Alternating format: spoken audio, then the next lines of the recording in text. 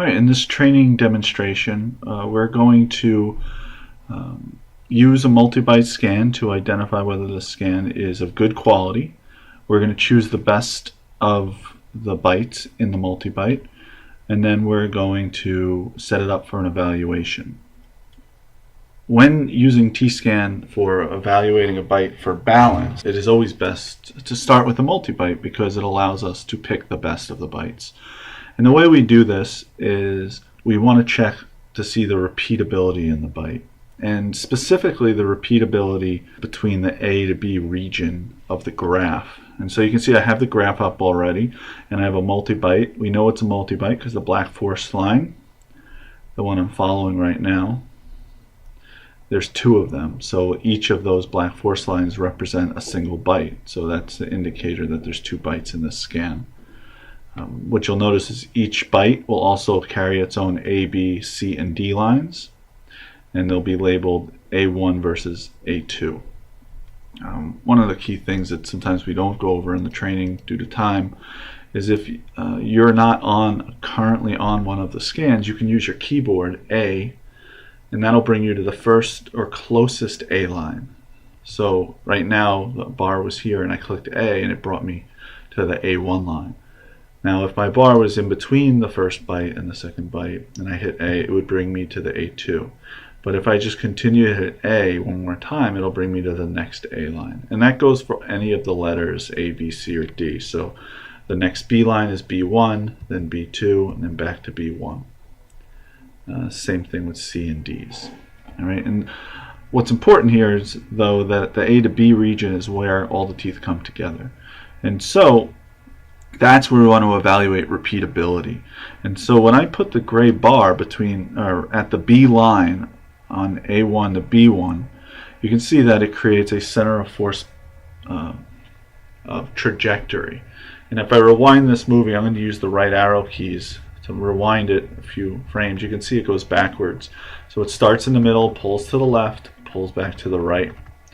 That gives me an indication of how the teeth are coming together, that her first contacts are fairly left to right balanced, and then a heavy load comes on 15 or 14, we're not sure yet. It pulls it, and then it pulls to 2 because you get a heavier load there.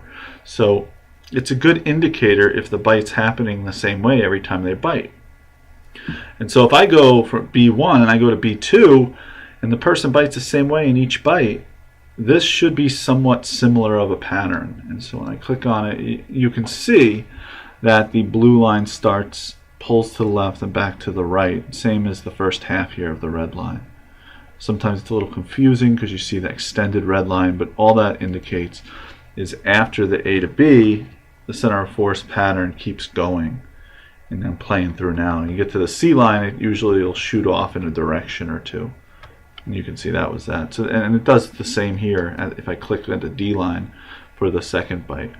But again, we're evaluating for balance. All the interferences that are going to occur are going to happen in that A to B area. So just by clicking the B areas, I can see the 2 main regions that are important. And so I look at this and say, though they're not directly on top of each other, they have very similar patterns. They pull to the left and back to the right. So I would say this is a repeatable bite. All right. Once we know it's repeatable, we want to pick the best of the 2 bytes to evaluate. And the best way to do this is just go up to your View button and click Maximum Byte Force. And what that'll do is when I click that, the gray bar will automatically go to the byte with the most total force, which in turn should be the one with the most contacts. And click Max Byte Force, and you can see it goes to the second byte, and there's the one that the computer says has likely to have the most information. Next step, because I still want to evaluate it, I want to make sure I get a good clear view, and this is optional. I like to click on the little zoom feature here, and I'll start from the top left corner of the A on the scan I want, and I pull a box around it, release, and then I can actually see the byte that's interesting to me. Alright, so we did our multi-byte, we verified that there was repeatability, so we're confident that the contacts we see in the bytes are happening over and over again. I picked the best of the 2 bites, so now I'm likely to have the most information to evaluate, and I zoomed into it. So at this point, I want to show you how to pick the first contact of interest. Now, this can always change. There's a lot of different ways to evaluate this, but if you're looking for a contact that the patient comes in and says, my left side's hurting, the back teeth, all right, we're going to start driving towards that contact if that's the point of interest. Now, if you want to list all the different contacts, you can do that. We can walk through the whole movie and identify each of them, and then make a single adjustment on 4 or 5 points, take a new scan and do the process again.